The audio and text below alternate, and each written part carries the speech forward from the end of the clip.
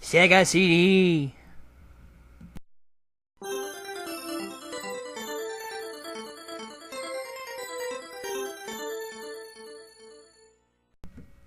Yet another great console from Sega. Wait. Something's wrong. There's no controller ports and no power button. Oh, it's an add-on console. That's right. So what that means is you need the Sega Genesis just to play the Sega CD console. Well, I just so happen to have one. Two. Three. See, most consoles have an expansion bay. This is just in case they create something for the console to add to it. Some companies never take advantage of it, and some do. Naturally, this looks best with a first model Sega Genesis, since this is a Model 1 Sega CD after all. Model 2 Genesis looks pretty stupid on top of it. And the Model 3 Sega Genesis doesn't even connect to the Sega CD. Now, why am I reviewing the first model Sega CD instead of any of the others? Well, let's be honest, the Sega Genesis and Sega CD Model 1 are by far the sharpest looking. Reason number 2 why we're reviewing a Sega CD Model 1, it's the only one I own. And with that being said, let's get into some Sega CD history. The first Sega CD model was released in Japan December 1991, known as the Mega CD, then later released in the US October 1992. This was the second home console to have CD-based games. Look how awesome this is. You turn on the Sega Genesis and that powers up the Sega CD. You hit reset on the Genesis and that opens the CD tray.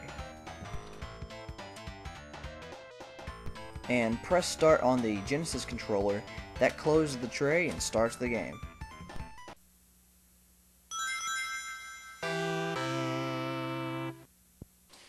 Now if you have a Genesis cartridge on top, the Genesis console will bypass or ignore the Sega CD unit.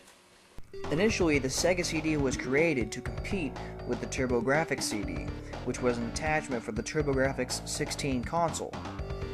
Like I said before, Sega was always ahead of their time. Developers were used to creating much smaller memory storage games. For instance, a single CDR, which is Sega CD's format, can hold up to 700 Genesis games. Most game developing companies at the time weren't ready to take on such a mass storage video game format.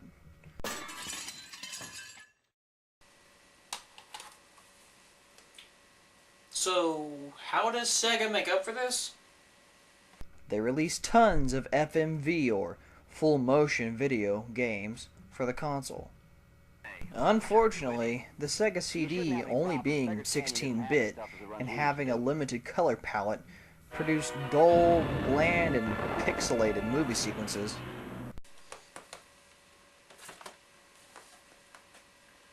Another reason why this was bad timing on Sega's part Was the fact that in the early 90s, everyone thought that interactive movie games and edutainment games, which of course means educational and entertaining. Yeah, right. was the future of gaming. So, naturally, there are a lot of interactive movie games and edutational games for this console. Reasons like this, and the fact that an add-on console cost $300 in 1992, And the fact that it takes two bulky, space-devouring power supplies and a special adapter just to get stereo sound, is why the Sega CD is a love-it-or-hate-it console between gamers.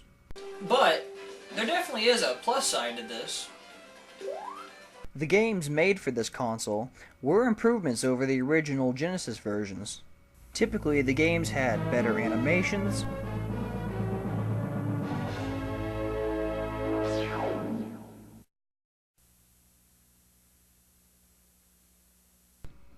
music,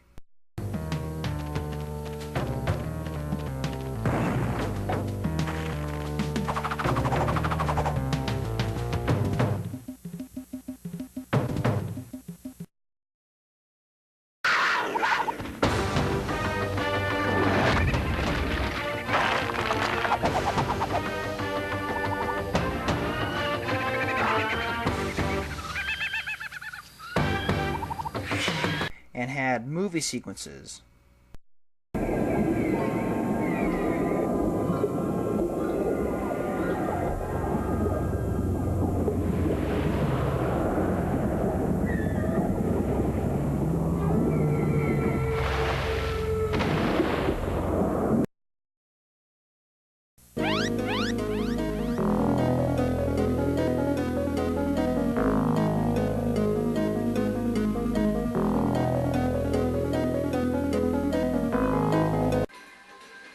Just like with every console, there are good games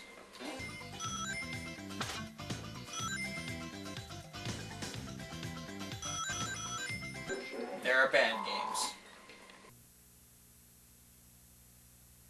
London is not a beautiful city. Under the soot that covers its buildings is a teeming mass of 4 million souls trying to survive. Check in for part 2 and we'll take a look at one of those games.